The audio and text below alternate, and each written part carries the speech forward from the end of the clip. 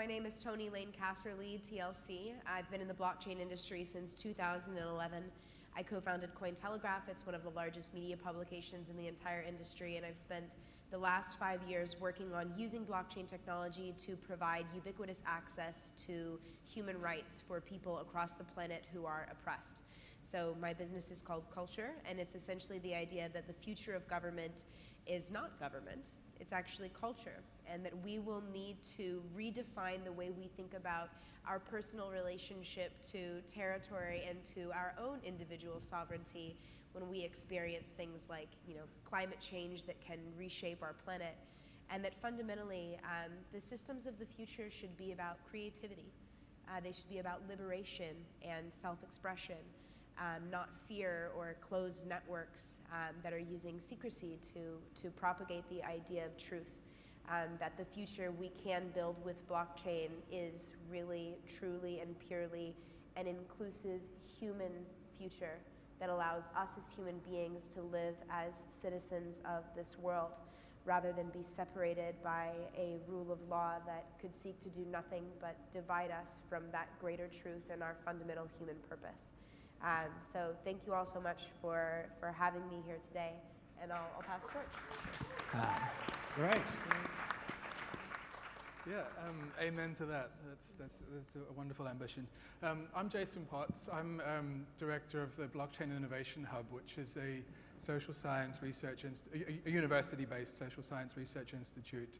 We're attempting to study essentially the blockchain economy and culture as this evolves. So we're essentially a bunch of economists, lawyers, political scientists, and sociologists really interested in trying to understand this. And one of the key things for us is to address this question of blockchains and government. What actually comes next in this story? Yeah. Hello, I'm Mark. I run strategy. I'm Chief Strategy Officer for Acronis, which is a data protection and data storage, data management company. We are a software and services company headquartered here in Singapore. Some of the products use blockchain, and this is one of the reasons why I'm involved here.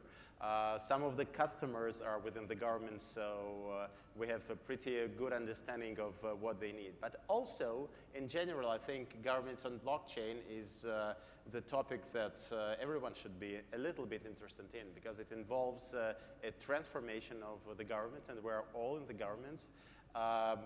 Very likely that we will not be able to avoid this transformation that will utilize blockchain in one another way. And so many governments are trying that.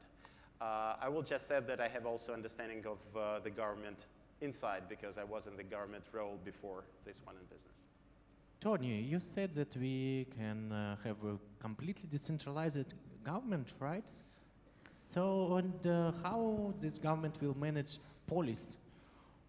So it's a combinatory effort, right? It's not to say that, to create a new world, we need to destroy everything that existed. It's like saying, you know what, I'd like a new house, so I'm gonna move but burn down the old one so like no one else can use it.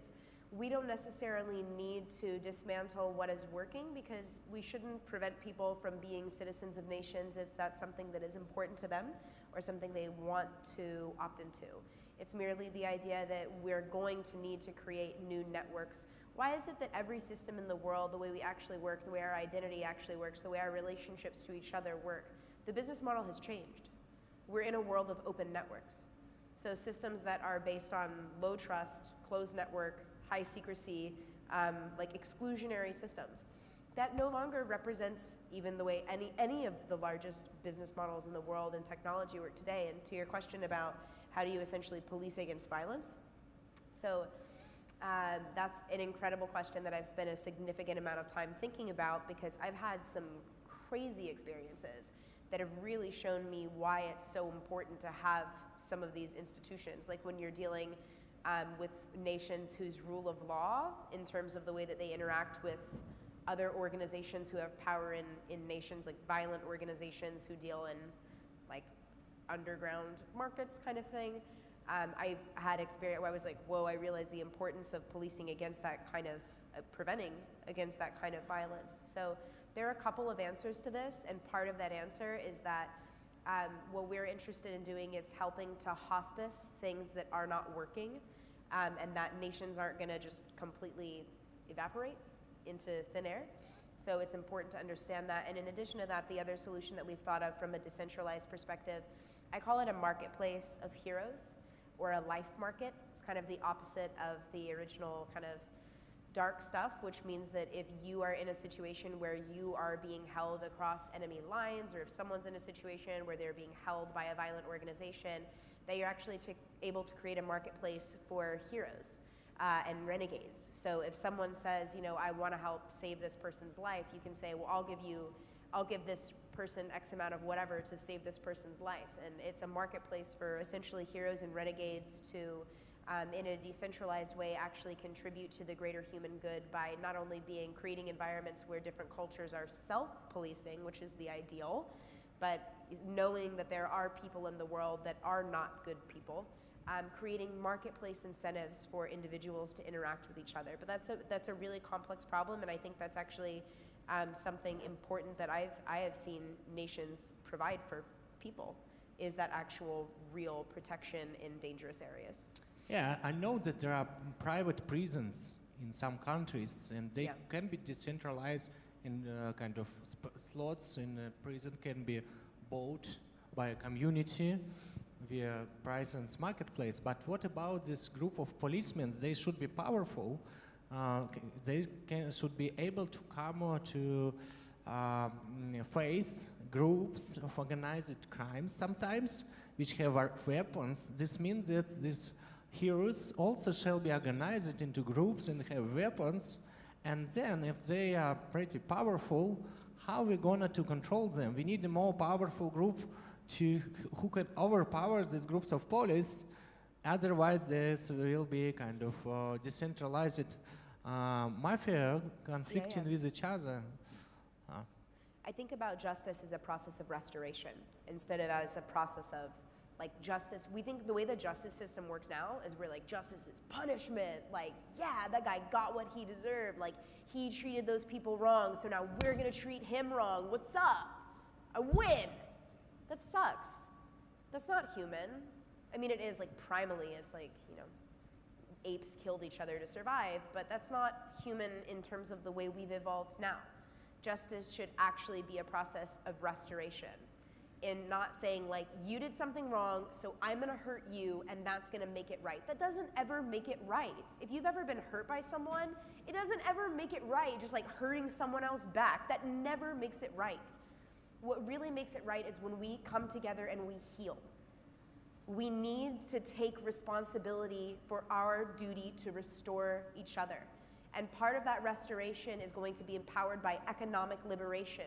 And another element of that is changing the incentive structures in the way that we think about the fundamental underlying nature of justice. We have to have more empathy if the human race is going to truly survive.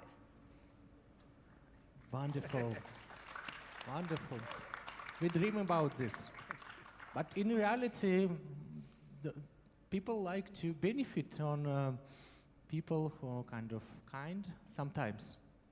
If there is no sufficient amount of this kind of people, then more evil people, they can just kill them and take their property and benefit on this and survive while kind people dies out. In some cases. In ideal world, this should be opposite. It's next Nash equilibrium, if you like to put that. You have to How to get there? Yeah, it's about changing the economic incentive. And when you shift, the thing is like when you first create financial abundance, right? You change a huge incentive there, right? This is the internet of money. This industry is the internet of money for a reason.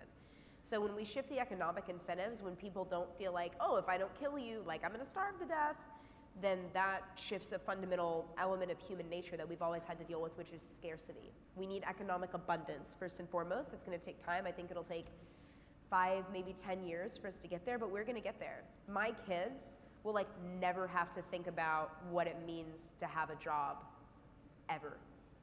They will literally just be able to go online and make money doing anything. Like our kids will see the planet Earth before they're maybe like 15 with VR and all of these other technologies. So our world is both getting infinitely smaller, but our human potential and our ability to proceed with our human purpose, our individual purpose, is going to become exponentially more vast and expansive. So fundamentally, underneath changing first the incentive for economic abundance, we also have to change the way that people are rewarded in society and why we're actually valuing people. And so it's going, and the thing is, like, I have models, but I don't know every single story of every person in this room. I'm sure that you're all amazing people. I'd love to hear stories, but I don't know. We can't know every person in the world at once simultaneously unless we're all connected with neural nets and we have access to everyone's experience at once, which I don't know if that particular model will actually happen.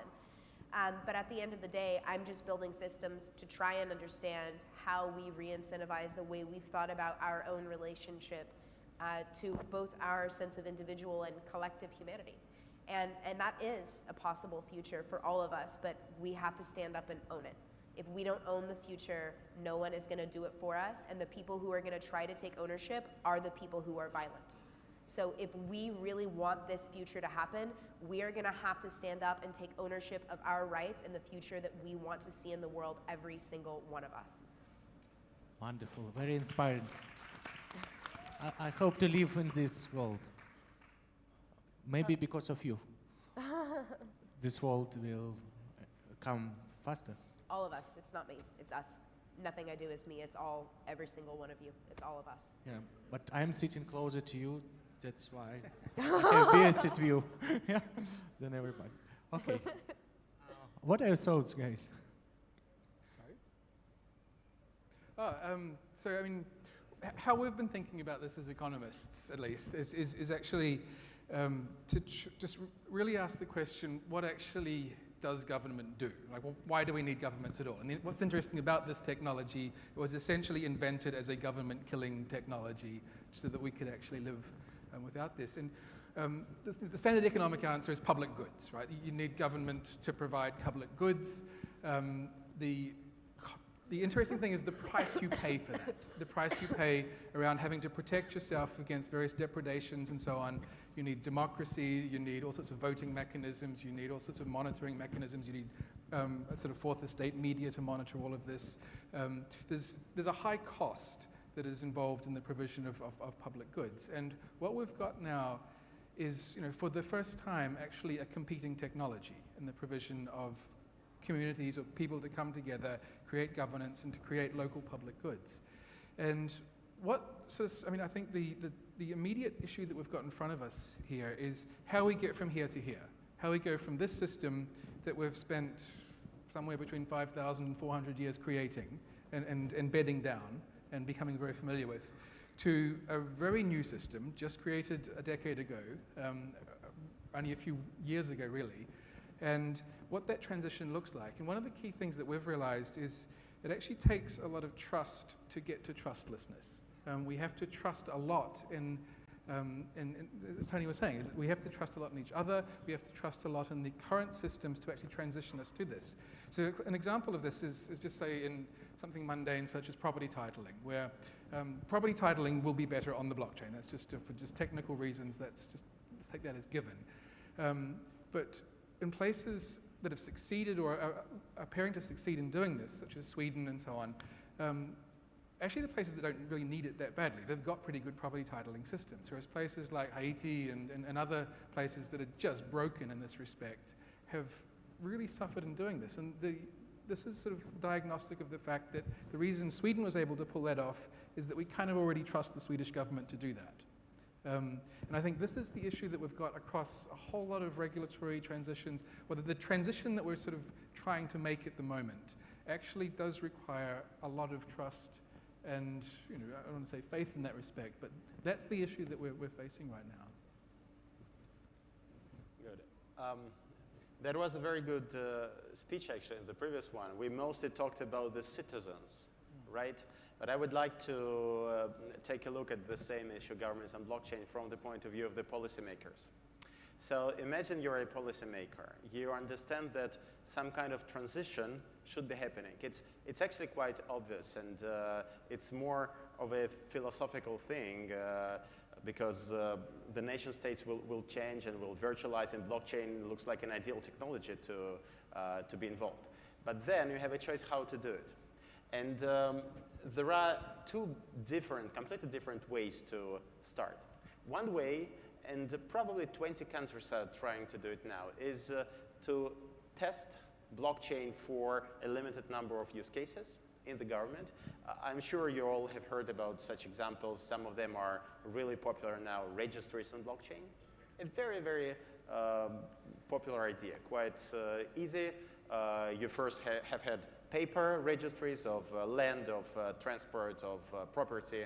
Then you digitalize it, and you have kind of a private cloud with this information. But the next step is blockchain, and making it available to the smart contracts that can access it directly. So that looks like a very good use case. And there are many more obvious use cases, like escrow.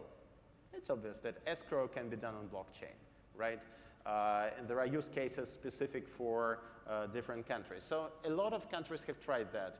US, Canada, several countries in Europe, Denmark, Sweden, Estonia have tried many things. There is the second approach. The second approach is, I would call it more like Adam Smith approach. So you create the legislation that allows blockchain processes to thrive in the country. And several countries have done that as well, and some of them are doing it now. For instance, Dubai. Has anyone heard about what Dubai is doing with blockchain? They have created a plan, and they're implementing it, and this plan is not about specific use cases. This plan is about moving more or less all economy to the blockchain. Some countries are very risk-taking and going even further.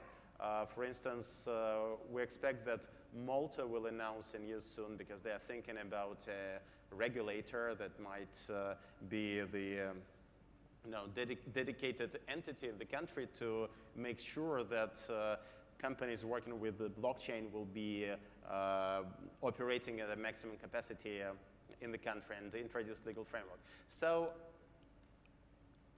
long story short, already now 20, maybe 25 countries are trying something, and in 5 years from now, we'll have a library of the best practices of that. So this will be the time when we will be able not just to talk about governments on blockchain, but we will likely see the governments on blockchain, and then all the other governments will see the good examples. So I expect there will be exponential growth in implementation of blockchain-based process for government services. We don't know which exactly now, but in 3 to 5 years, the situation will dramatically change. So what are the state services when it can be put on blockchain within a few years? Is it cryptocurrencies? Is private use case instead of central banks who sometimes print money for their friends, like it happened in Russia and many other countries? I mean, 19th. And could it be kind of property register on blockchain, like in Georgia right now? And perhaps voting on blockchain, budgeting, state spending, cards, and so on. What are the most? I will give the brief answer. So to understand which services will be the first ones to use blockchain, I think the right way is just to think about a smart contract, because it will work together with a smart contract anyway. So today, if you make any transaction that involves the government, for instance, you buy a house, A buys a house from B.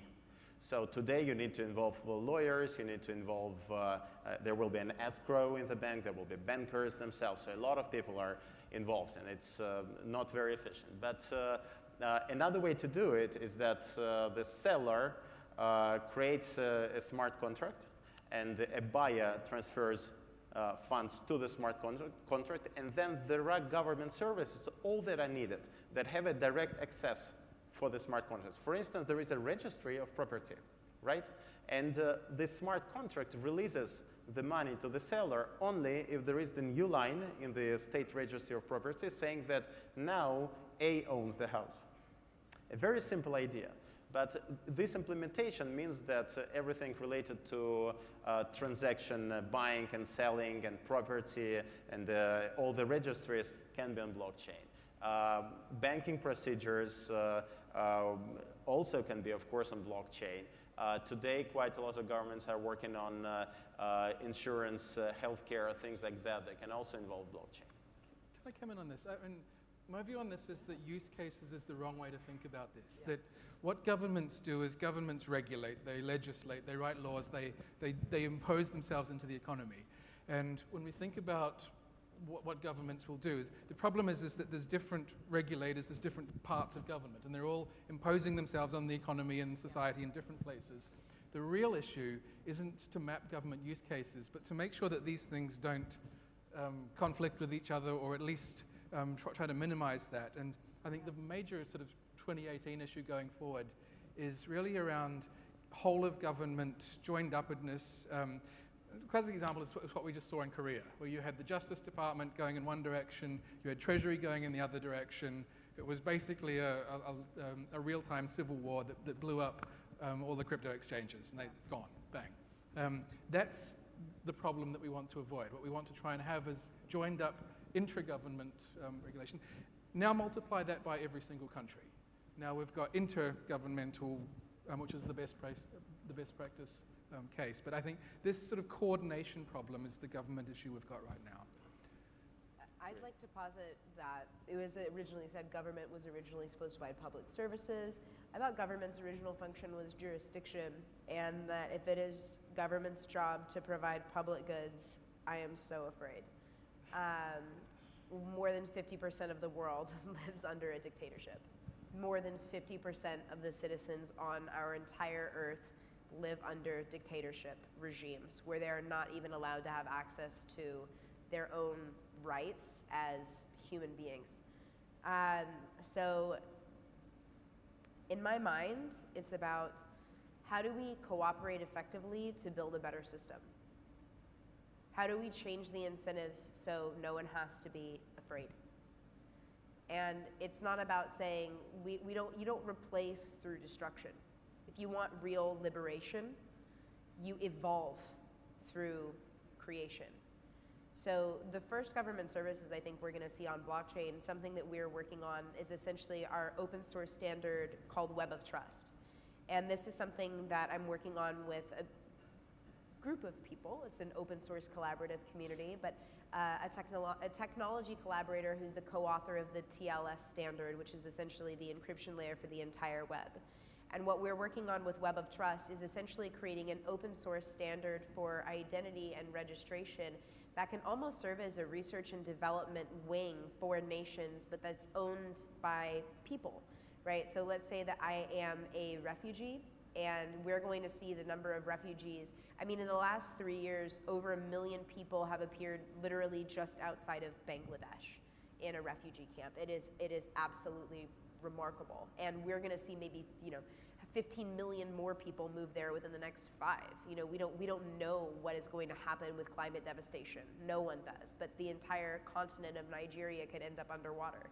Nations are not going to be able to take in all of those people. They're not.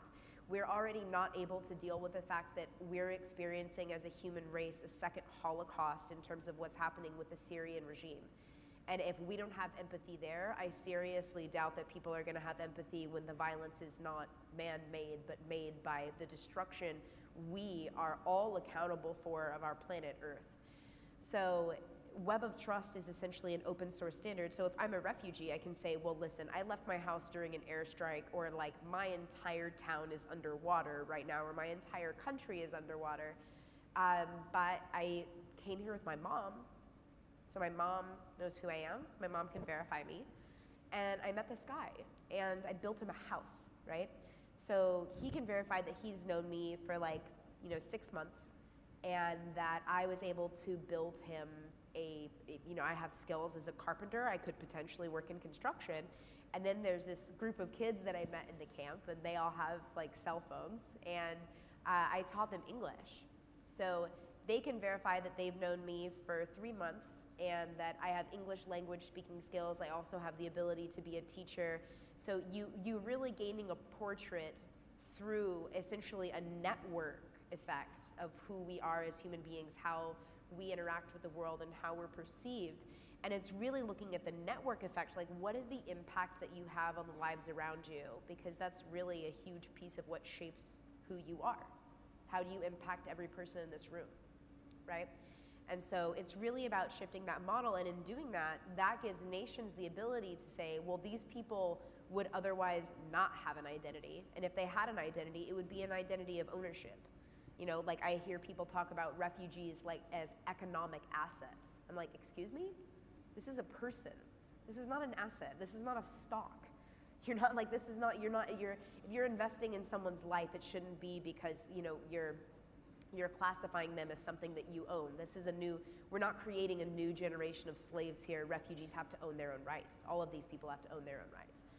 And so in doing that, it allows nations to make more effective decisions. If you want to apply to a host nation, if that's something you're interested in doing, I don't have any right to prevent you from doing that. And then nations can understand, okay, well, here's who this person is. And now I have some context. And so it's really about finding a way to create open source standards for collaboration throughout these different systems that can allow us to actually create change without violence, which is really the way that the future needs to unfold healthily. Okay, thanks so much. So I see a lot of hands. They are waiting for you. Huh? But then if we kind of have decentralized government, we don't have president and the first lady, Yeah, or vice versa. Yeah. Yeah. I think that the models of leadership will change, and in my mind, the way that I think about cultures is that we'll have hundreds of different leadership models work differently for totally different people, right? Like, I'm a woman, okay? I was born a woman, just in case anyone was wondering. And, you know, I go to things like Burning Man. And Burning Man is like this, it's like creative liberation, like people are walking around, like running, and not me personally, but like people are running around naked, like it's like this crazy experience in the middle of the desert where people have, it's a giant party. And it's one of the most interesting models for like a temporary autonomous zone, which is now seen as a permanent autonomous zone that we may have ever seen or that we may have ever had. So am I any less of a woman because I express my self-identity by liberating the way I express my relationship to my own body? Like you could also use, not me personally, right? But like the Free the Nipple movement, right? Are these women who are a part of this movement less women because they feel comfortable, they don't want to wear a bra, and they feel like if guys shouldn't have to wear a shirt at the beach, neither should I? No. But does that also mean that a woman who chooses modesty in saying, well, I opt into the Muslim faith in a very conservative way, in the same way that you have like Hasidic Judaism, and I feel most comfortable when my body is fully covered, I'm wearing a full body veil, because that is my way of expressing my own relationship to my womanhood. Now, is myself, who's kind of like somewhere in the middle, or you know, this full-on liberation or this full-on expression of modesty, are any of those models of being a woman, do any of those models that I choose make me less of a woman? No, not at all, not at all. And so I think when we look at new models of governance, we're gonna see people from different backgrounds with different ways of organizing, different environments and societies that they feel comfortable in, different ambitions in life. Different groups of people will organize and self-organize differently. And in my mind, what I'm trying to understand, I'm trying to gather as much information as possible about what models are effective for what people who enjoy living their life in what way, and how can we create interdependency between people from totally different backgrounds with totally different perspectives in a way that liberates us all to be the women, the men that we, the trans identities, any kind of person, just to be the people that we want to be. And how can we all embrace that in ourselves while being interdependent on each other collectively. So for me, this is just a giant research project to figure out what is our means to get to the ends of creating an environment that imbues every person on the planet with the potential to pursue their ultimate perspective of human happiness. Thank you. So perhaps 3 questions. Oh, how can I choose so many? Okay, let's start from you, then you, and you. Okay. Okay, I'm from Indonesia. This year, Indonesia gonna have 150 cities and provinces gonna do election, and next year gonna be legislative and presidential elections. What is your thought or your advice for a country like us to apply blockchain for the election? What will be, I know benefit, but what will be the downfall and the pitfall and how to overcome? Thank you. So the blockchain for elections, I mean, this is one of these issues where for some countries this is an issue, for other countries it's not at all. And my view on this is that it actually just seems to be that this is one of these situations where the main benefit here is trust in the process. That putting an election on a blockchain is basically providing radical transparency about that process, which therefore creates unimpeachability of an outcome. Now, I mean, that's not just for government elections, sort of the same thing for corporate voting. There's a lot of other situations where we see that application there. So this may not be faster or more efficient or more or less costly, but this is really an example of the technology actually working as, I mean, the promise of the technology to actually provide trust. What will be the downfall, pitfall of using blockchain or the election? Well, you can't rig them anymore, is the obvious thing. The benefits from being able to rig elections or to lie about them are going to be obviously less. Now, there's your problem, right? Because a lot of people benefit from being able to rig elections or to steer things. So again, this is the trust. Trustlessness takes a lot of trust to get there.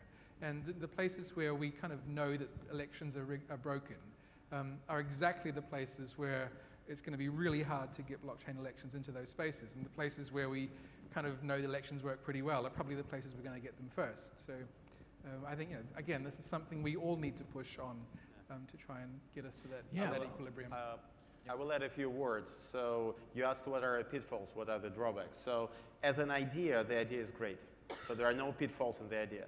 But elections, that's such an important process that you need to be double sure that everything works. We're just a little bit not there with, still time we need to test and move forward with the scalability, with the security. Security should be 100% with the performance of the blockchain solution. So elections are likely not something you want to try this year on blockchain for such a big country.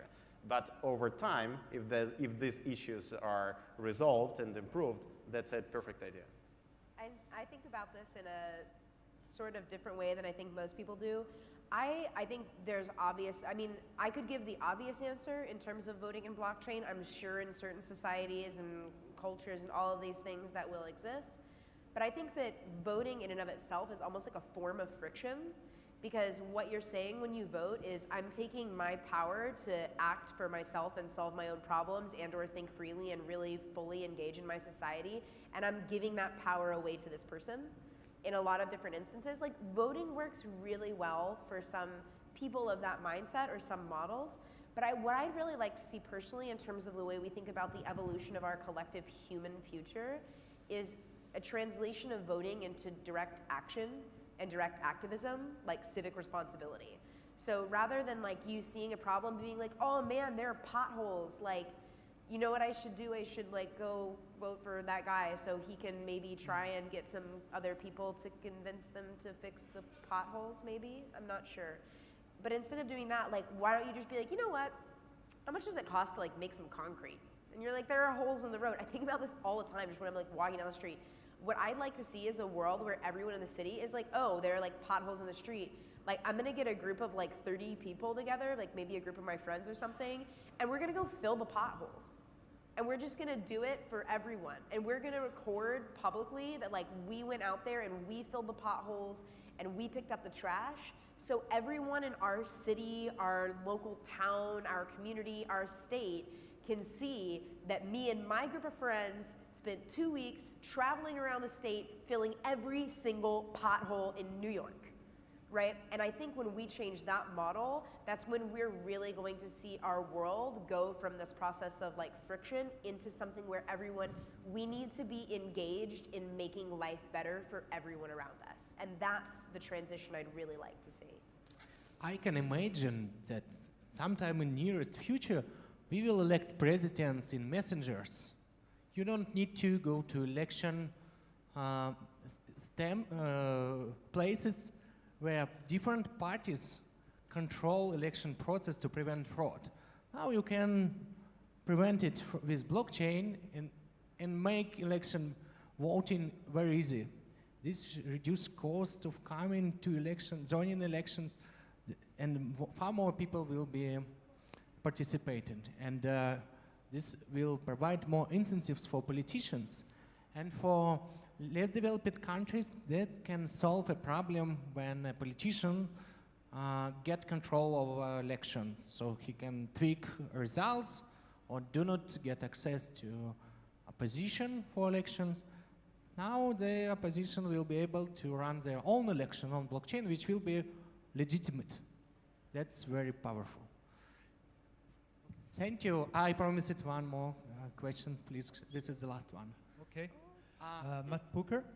Okay, I have a you and question you. Okay. regarding the what you just. Sorry. Sorry. So, Okay. so yeah. All right. Thank you very much. So I think we all agree that blockchain will streamline government processes, yeah? But the transition, the progress is essentially incremental. The real change of blockchain is the creation of a peer-to-peer society.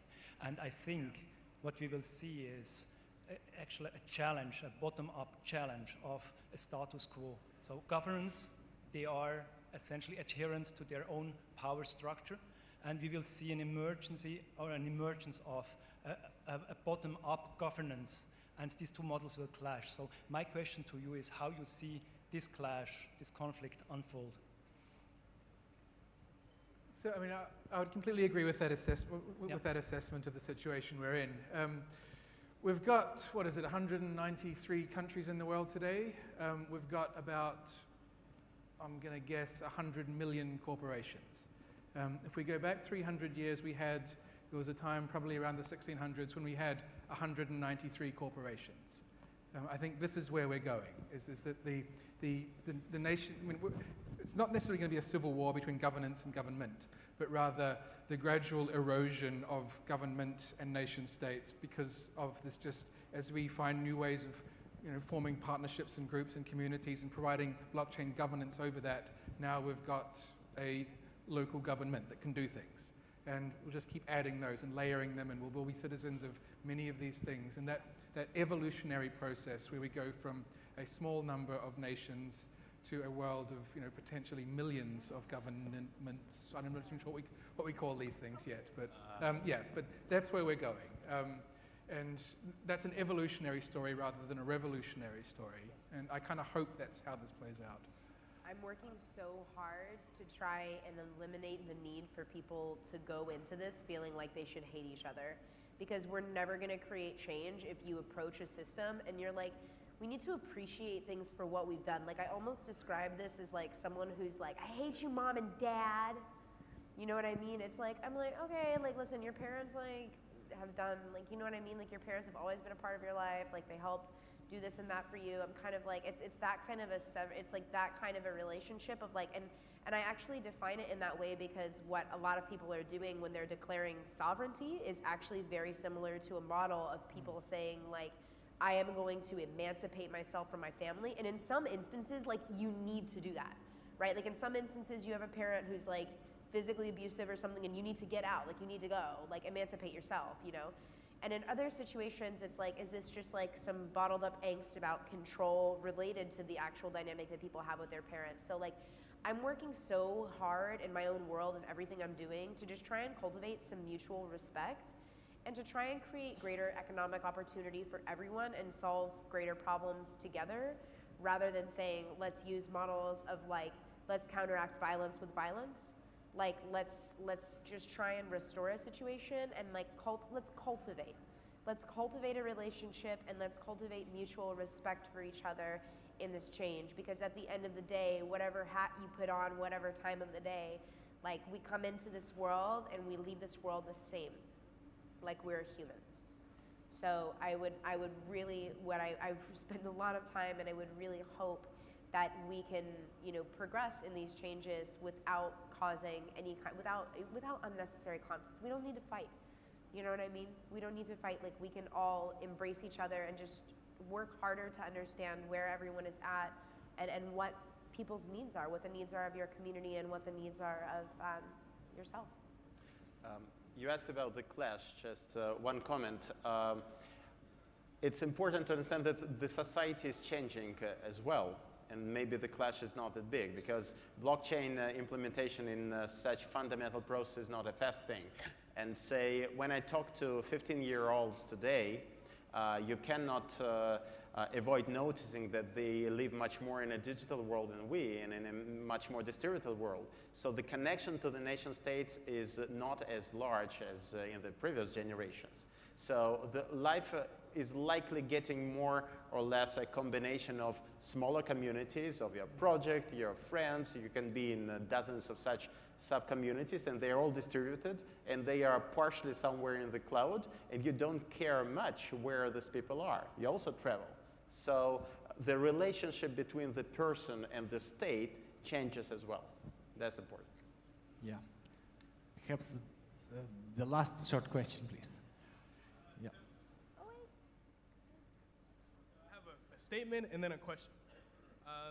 So I lead $1 billion portfolio, and I work for IBM, and I sold a company before that. And I say that because I feel like we're sitting here talking about, I don't subscribe to the laissez-faire belief that government is a regulator.